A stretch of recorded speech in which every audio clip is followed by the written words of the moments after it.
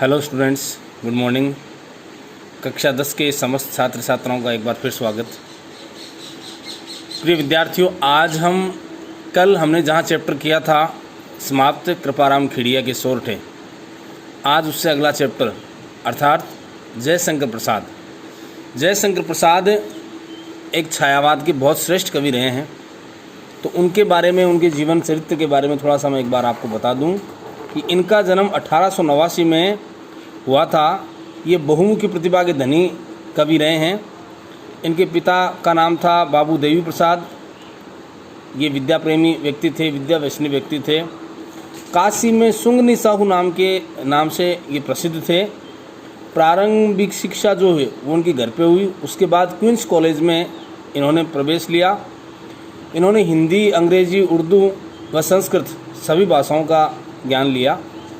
साथ में अब मैं बात करूं, साहित्य से इनकी बचपन से इनकी साहित्य में रुचि रही है। साहित्य के प्रति इनका रुझान रहा और इंदु नामक जो मासिक पत्रिका था उसका प्रकाशन भी इन्होंने किया और 15 नवंबर 1937 को इनका निधन हो गया था। साहित्य की बात करें तो इन्होंने नाटक, कविता, कहानी सब कुछ लिखे हैं। इनकी बात करें हिंदी कविता में, छायावादी कविताओं में इनका विशिष्ट स्थान रहा है। कामायनी इनका श्रेष्ठ महाकाव्य रहा है। और इस प्रकार से इनकी रचनाओं की यदि बात करें तो काव्य रचना जैसे कामायनी है, लहर, झरना, आंसू, कानन कुसुम। नाटकों की यदि बात करें तो नाटक इनके ऐतिहासिक नाटक काफ़ी प्रसिद्ध रहे हैं, जिसमें चंद्रगुप्त है, स्कंदगुप्त है, ध्रुव स्वामिनी, इसके राज्यश्री, जन्मजय का नागयज्ञ, प्रायश्चित आदि। और उपन्यास की यदि बात करें तो इनके 3 उपन्यास बहुत प्रसिद्ध हैं। इरावती तो इनका अपूर्ण उपन्यास है, लेकिन तितली और कंकाल। कहानियों की बात करें तो कहानियों में प्रतिध्वनि इनकी बहुत अच्छी कहानी है। इसी के अलावा आकाशदीप है, आंधी है, जाल है और छाया, इस प्रकार इनकी कहानियाँ। निबंध और कई काव्य कौशल इन्होंने अपने इस साहित्य के माध्यम से प्रस्तुत किए। अब हम बात करते हैं अपने पाठ की, जिस पाठ का शीर्षक आपने पढ़ा होगा कि इस प्रभो कविता के माध्यम से कवि अपने को कुछ संदेश देना चाहते हैं। कविता का शीर्षक दिया है प्रभो। प्रभो ईश्वर को संबोधन है, सीधी सीधी बात है। इस प्रभो कविता में दिया क्या है, सबसे पहले ये जानना जरूरी है। तो ये मन को भावुक कर देने वाली और हृदय से निकली इनकी श्रेष्ठ कविता मानी गई है।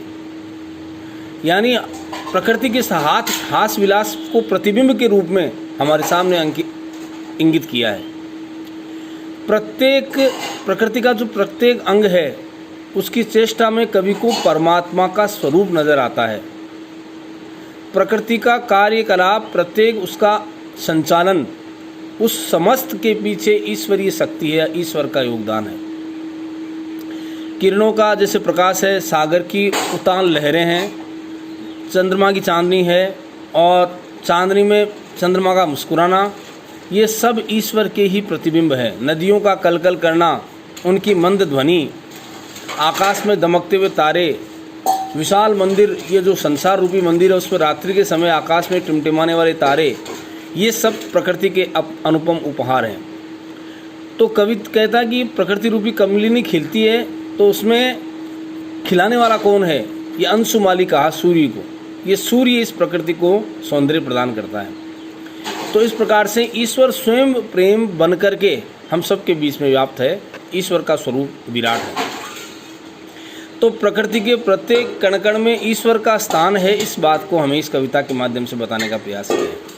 आइए अब हम सबसे पहले पद से प्रारंभ करने जा रहे हैं कि विमल इंदु की विशाल किरणें प्रकाश तेरा बता रही, अनादि तेरी अनंत माया जगत को लीला दिखा रही। ये पहली 4 पंक्तियां हैं प्रभो कविता की। कि विमल इंदु की विशाल किरणें, इंदु कहते हैं चंद्रमा को, विमल स्वच्छ साफ, मल रहित, इसको बोलते हैं विमल। विउपसर्ग लग गया मल शब्द में। कि विमल इंदु की विशाल किरणें, इतना बड़ा ये चंद्रमा है और कहाँ कहाँ पृथ्वी के कोने कोने तक उसकी विशाल किरणें फैली हुई है। अब इससे निकलने वाला जो आनंददायी प्रकाश है वो विमल इंदु की विशाल किरणें, ये ईश्वर का ही प्रकाश है, ईश्वर का प्रतिबिंब है। रात्रि को चमकने वाला चंद्रमा जो है उसमें भी ईश्वर का ही प्रतिबिंब है। अनादि तेरी अनंत माया, अन धन आदि दो शब्दों के मेल से बना। आदि जिसका प्रारंभ न हो, आदि प्रारंभ होना, अन आदि प्रारंभ न हो। ईश्वर का कहाँ आदि है कहाँ अनंत है कुछ पता नहीं। ईश्वर का ना कोई आदि है ना कोई अंत है। तो अनादि तेरी अनंत माया, हे ईश्वर तेरा प्रारंभ कहाँ से होता है, तू कहाँ से शुरू होता है, ये कोई नहीं जान पाया, और तेरी माया का भी कोई अंत नहीं है। ईश्वर, इस प्रकृति का जो श्रेष्ठ सौंदर्य आप देख पा रहे हैं वो सब ईश्वरीय कृपा के कारण संभव है। तो ईश्वर का कहाँ आदि है कहाँ अंत है ये कोई नहीं जान पाया। जगत को लीला दिखा रही, हे ईश्वर ये संसार में जितनी लीलाएं प्रकृति कर रही है, ये चंद्रमा की किरणों का विस्तार, ये प्रकृति में फूलों का खिलना, ये पक्षियों का कलरव, इन समस्त उपादानों में तेरा ही अंश मौजूद है। इसलिए संक्षेप में बता रहा हूँ चारों पंक्तियाँ कि विमल इंदु की विशाल किरणें, चंद्रमा की जो विशाल किरणें हैं वो प्रकाश तेरा बता रही है ईश्वर, वो तेरे प्रकाश को सबके सामने स्पष्ट कर रही है। अर्थात ईश्वर इन किरणों के माध्यम से स्वयं अपना स्वरूप प्रकट कर रहा है। और अनादि तेरी अनंत माया, हे ईश्वर तेरा कोई आदि नहीं है, तेरी माया भी अनंत है। जगत को लीला दिखा रही, संसार के लोगों को लीला तुम दिखा रहे हो विविध रूपों में, विविध तरीकों से। अब अगली पंक्तियाँ कि प्रसार तेरी दया का कितना। अब लोग कहते हैं कि ईश्वर कितना दयालु हो सकता है। हे ईश्वर, जयशंकर प्रसाद कहते हैं कि तेरी दया की कोई सीमा नहीं है। अगर फिर भी किसी के मन में ये प्रश्न हो कि ईश्वर की दया का कितना विस्तार हो सकता है, ये देखना है तो देखे सागर, तो फिर ऐसे व्यक्ति को तो समुद्र को देखना पड़ेगा। सागर की दया, सागर को देखो आप, कितना फैलाव है उसका। हम जानते हैं सागर कितने विशाल हैं। सातों समुद्रों को यदि हम जोड़ें तो पृथ्वी का जो क्षेत्रफल है वो भी उससे कम है। ये इससे ज़्यादा दया ईश्वर की हम सब पे। अगर तेरी दया की बात करें तो तेरी दया का भाव भी अनंत है। सागर का विस्तार देख सकते हैं। और तेरी प्रशंसा का राग प्यारे तरंग मालाएँ गा रही। ये तरंग मालाएँ निरंतर उड़ती हुई लहरें जो हैं, वो लहरें समुद्र में को कैसे चलायमान रखती है, उसमें कैसे हलचल बनाए रखती है। यदि फिर भी किसी को ये जानना है कि प्रभु ईश्वर का कितनी दया का विस्तार है, तो उस ईश्वरीय गुणों का राग गाने का काम ये तरंग मालाएँ करती है। समुद्र में उठने वाली लहरें जो है वो उस दयालु ईश्वर के प्रशंसा का राग गाने का काम करती है। और तेरी व्यापकता को देखना है, तेरे विस्तार और दया की व्यापकता को देखना है तो उसको समुद्र को देखना, सागर के विस्तार को देख लेना चाहिए। तो कवि कहता है कि हे परमात्मा, हे परम पिता परमात्मा, ये समुद्र में निरंतर उठने वाली जो लहरें हैं, इन लहरों से उठने वाली जो ध्वनि है वो तेरी प्रशंसा की गीत गाती है। तो इस प्रकार से इन पंक्तियों में कवि ने ईश्वर को दयावान बताया है और ये बताया है कि ईश्वर का स्वरूप का यदि हमें ध्यान करना है तो तरंगों में ही उठने वाली तरंगों के स्वर में हमें ईश्वर की वाणी को समझना चाहिए। प्रकृति के कण कण में ईश्वरीय अंश मौजूद हैं, इस बात को स्वीकार करना चाहिए। इसके बाद अगला कि तुम्हारा स्मित हो जिसे देखना, स्मित कहते हैं मुस्कुराना, कि वो देख सकता है चंद्रिका को। चंद्रिका कहते हैं चांदनी को। कि हे ईश्वर तेरा स्वरूप मुस्कुराते हुए कैसे नजर आए किसी व्यक्ति को। हम कहते हैं हम परमात्मा को देखना चाहते हैं और मुस्कुराते हुए देखना चाहते हैं, तो ऐसा व्यक्ति उस विस्तार से भरी हुई चांदनी के दर्शन कर ले।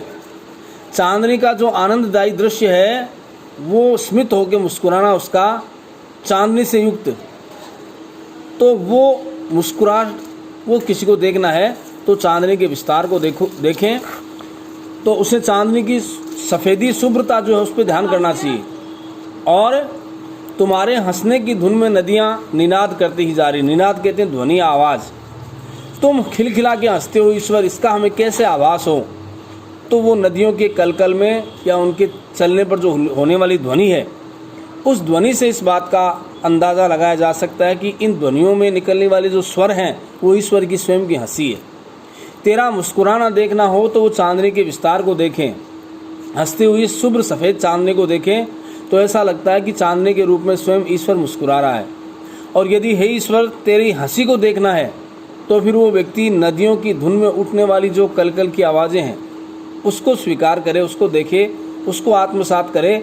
ऐसा स्वरूप लगता है कि जैसे स्वयं ईश्वर उसमें हंस रहा है, या उन नदियों के स्वरूप में, उन कलकल बहने वाली नदियों के स्वरूप में स्वयं ईश्वर मुस्कुरा रहा है। तो कहने का मतलब, आप जानते कवि छायावादी है और उनकी ये शैली वास्तव में अनूठी है। और मुस्कान और हंसना, ये एक नए सटीक उपमानों का चयन भी उन्होंने किया। इसके माध्यम से भाषा में आप जानते हैं तत्सम शब्दावली से युक्त शब्दों का चयन हुआ है। यहाँ मानवीकरण अलंकार भी आप ले सकते हैं, उपमा अलंकार भी हो सकता है। तो इस प्रकार से हमने ये तीसरा पद पढ़ा। अब इसका चौथा पद क्या कहता है वो सुने आप, कि विशाल मंदिर की यामिनी में जिसे देखना हो दीपमाला। यामिनी रात्रि और दीपमाला दीपों की पंक्तियाँ। अब मान लीजिए कि हमें, एक तो हम घर पे दीपक जलाते हैं, विशाल रात्रि का पूरा संसार माना है। रात्रि के समय संसार में जब अंधकार फैलता है, यदि हम प्रकाश करते हैं तो अपने घर पे किसी लाइट का प्रकाश करते हैं, किसी और चीज़ का प्रकाश करते हैं। विशाल इस संसार के अंदर, पूरे विश्व के अंदर यदि किसी को फिर भी ईश्वरीय अंश देखना है, विशाल यामिनी में, अंधकार भरी रात्रि में जिसे देखना हो दीपमाला। हम तो दीपक जलाते हैं, उनका एक दायरा है, सीमा है, लेकिन ईश्वर ने जो अनुपम दीपक जलाए हैं, तो वो आकाश की तरफ जरा नज़रें उठा के देखें। आकाश में टिमटिमाने वाले तारे असंख्य दीपों की पंक्तियों के समान जलते हुए नजर आते हैं।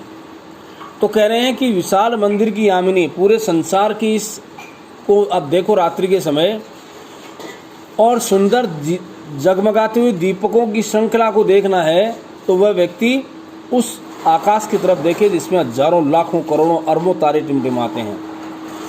तो तारागण की ज्योति उसका पता अनूठा बता रही। यदि फिर आपको ये इस ईश्वर का अंश इन तारों में देखना है, तो आप देखो, असंख्य तारों को निहारो। वह प्रभु का अनोखा प्रकाश में स्वरूप है, वह ईश्वर का ही अंश है। यानी स्वयं उन तारों की जगमगाहट के अंदर ईश्वर स्वयं अपना मौलिक अस्तित्व बनाए हुए हैं। आप क्यों आप ये मान के चलो कि ईश्वर, हम कहते हैं ना, ईश्वर के ऊपर प्रश्न चिन्ह खड़े करें, हमें ईश्वर दर्शन नहीं देता, हम ईश्वर को देख नहीं पाते। आप हजारों लाखों करोड़ों की संख्या में रात्रि के समय जो तारों की हलचल देखते हैं, किस बदौलत है, कौन सी ताकत है जो उसको वो चमचमाते हैं, वो टिमटिमाते हैं, उनका प्रकाश पृथ्वी तक पहुंचता। हजारों लाखों करोड़ों किलोमीटर दूर आकाश गंगा की तरफ देखते हैं, वो तारे टिमटिमाते हुए हम पृथ्वी से देखते हैं, अनुपम दृश्य होता है। तो क्यों नहीं मान लेते कि ईश्वर की शक्ति का ही अपना स्वरूप है, ईश्वर की चमक देखनी है, ईश्वर का स्वरूप देखना है, तो आकाश की तरफ, उन तारों की तरफ देख लीजिए जो आकाश में टिमटिमाते हैं और अपनी सुंदरता। तो कह रहे हैं इस विशाल मंदिर में, इस पूरे संसार में यामिनी के समय, रात के समय आकाश में टिमटिमाने वाले तारों की तरफ देख लीजिए। वो तारकगण, वो तारे स्वयं ईश्वर का ही पता बता रहे हैं। वे स्वयं ईश्वर का स्वरूप बन करके आपको ये बताना चाहते हैं कि ईश्वर इस प्रकार से इन तारों के स्वरूप में भी मौजूद है। यानी प्रकृति में हमने देखा कि चांदनी का मुस्कुराना है, चाहे नदियों की निनाद है, उनकी ध्वनि है, आवाज़ है, उनमें भी ईश्वरीय अंश है। तो इस प्रकार से हम कह सकते हैं कि तारों के टिमटिमाने में भी ईश्वर का अस्तित्व मौजूद है। अब इसके बाद अगली 5वें पद में क्या कहते हैं कि प्रभो प्रेम में प्रकाश तुम हो, कि हे ईश्वर इस पूरी सृष्टि में निरंतर सहज भाव से प्रेम की वर्षा करने वाले भी तुम हो। प्रकृति पद्मिनी के अंशुमाली, इस अंशुमाली कहते हैं सूर्य को। प्रकृति पद्मिनी, ये पद्मिनी का मतलब वह प्रकृति रूपी कमलिनी। ये प्रकृति खिल रही है, प्रकृति चलायमान है, प्रकृति में नए नए निरंतर परिवर्तन होते हैं, इसका सौंदर्य द्विगुणित होता चला जाता है। इसके पीछे क्या है, वो प्रकृति पद्मिनी को खिलाने वाले अंशुमाली मानी सूर्य तुम हो। जैसे सूर्य के प्रकाश से ही प्रकृति के जीव जंतुओं में ताकत आती है, उनमें वृद्धि होती है, पेड़ पौधे वृक्ष जीव जंतु सब फलते फूलते हैं। तो वो इस पूरी प्रकृति को चलायमान रखने वाले सूर्य के अस्तित्व के रूप में भी ईश्वर का अंश मौजूद है। तो असीम उपवन के तुम हो माली। ये देखो, इसमें कहा कि इस सृष्टि रूपी असीम जो वन है, जंगल है, उसके आप रक्षक हो। ये पूरी प्रकृति चलायमान है, इस प्रकृति में जितना कुछ है उपस्थित है और जो कुछ चल रहा है उन सब पर ईश्वरीय कृपा का ही भाव है। अगर ईश्वर की कृपा ना हो तो ये सृष्टि, तो हम क्यों ना देखें चंद्रमा की चांदनी में, हम तारों के रात की समय यामिनी में आकाश में उगने वाले तारों की टिमटिमाहट में, हम प्रकृति के उस मालिक अर्थात ईश्वर को क्यों ना देखें सूर्य के स्वरूप में।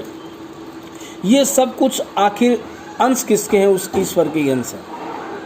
तो असीम उपवन के तुम माली हो। ये इतना बड़ा बागीचा संसार रूपी उपवन, उसके मालिक कौन है? उसकी रक्षा करने वाले कौन है? ईश्वर हैं। ये दरा बराबर बता रही। तो प्रभो प्रेम में प्रकाश तुम हो। इस संसार का प्रेम रूपी प्रकाश है ईश्वर, आप हैं। इस प्रकृति पद्मिनी के आप अंशुमाली सूर्य हैं, जिनसे ये प्रकृति आगे चलायमान रही थी, इसमें वृद्धि होती है। इस पूरे असीम संसार के उपवन के तुम माली हो, इसकी रक्षा करने वाले, इस संसार को चलायमान रखने वाले हे ईश्वर तुम हो। इस बात का पता कौन बता रहा है? ये धरती। ये धरती जो सस्य श्यामला है, जो अपना स्वरूप हरितिमा से परिपूर्ण कर रखा है, वो ईश्वर की कृपा का ही प्रसाद है। इसलिए हम कवि मानता है कि सारी सृष्टि है वो प्रेममय है, ईश्वर का अंश उसमें मौजूद है। और इस प्रकार से जैसे धरा बराबर बता रही, इन सब चीज़ों में अनुप्रास अलंकार है, प्रेममय प्रकाश है, पद्मनी, अंशुमाली, ये जो शब्द आए हैं इनके अंदर उपमा अलंकार का उपयोग हुआ है। तो यह आपकी 5वीं पंक्तियाँ थी। अब अंतिम इस कविता की पंक्तियाँ हैं कि जो तेरी दया होवे दयानिधि तो पूर्ण हो मनोरथ। सीधा सीधा अर्थ है कि हे ईश्वर, यदि आपकी दया हो जाए तो हमारे मन के समस्त मनोरथ, मन की इच्छाएं पूरी हो सकती है। ईश्वर की कृपा के बिना कोई भी मन का मनोरथ सिद्ध नहीं हो सकता। तो सभी ये कहते पुकार करके यही तो आशा दिला रही है ईश्वर। ये सब लोग इस बात को स्वीकार करते हैं कि ईश्वर की दया के बगैर या बिना ईश्वर की दया के संसार में कुछ भी प्राप्त नहीं हो सकता। इस बात को हम अच्छी तरह जानते हैं कि प्रकृति के प्रत्येक उपादान में ईश्वरीय तत्व मौजूद है। कि तेरी दया निधि, हे दया के भंडार, निधि कहते हैं भंडार को, हे दया के भंडार ईश्वर, यदि तेरी दया हो जाए तो व्यक्ति जो है वो सब कुछ प्राप्त करने में समर्थ है, सबकी इच्छाएं संपूर्ण रूप से पूरी होती है। और ये हम सब पुकार करके कहते हैं कि हे ईश्वर, यही हमें आशा और विश्वास भी है। इस प्रकृति के कण कण में, प्रत्येक अंग में आपका निवास है। ईश्वर का भौतिक और अभौतिक दोनों स्वरूप। प्रकृति में आप देखो कि बीज यदि कहीं डालते हैं तो फिर वो धीरे धीरे फूटने लगता है, अंकुर फूटता है, उसके बाद में से पौधा बनता है और वृक्ष बनता है। ये सब क्या है? ये प्रकृति के चलायमान रहने का स्वरूप है, वो ईश्वर का ही वरदान है। प्रकृति की प्रत्येक गतिविधि में होने वाले परिवर्तन में ईश्वर का ही स्वरूप है। इसलिए हम ये क्यों माने कि ईश्वर का एक विराट स्वरूप होगा जो चतुर्भुज रूप बना के हमारे सामने आए, वही ईश्वर है। आप पक्षियों की उड़ान में ईश्वर का दर्शन कर लो, वृक्षों में खिलने वाले फूल, पौधे, फल, इनमें ईश्वर के दर्शन कर लो।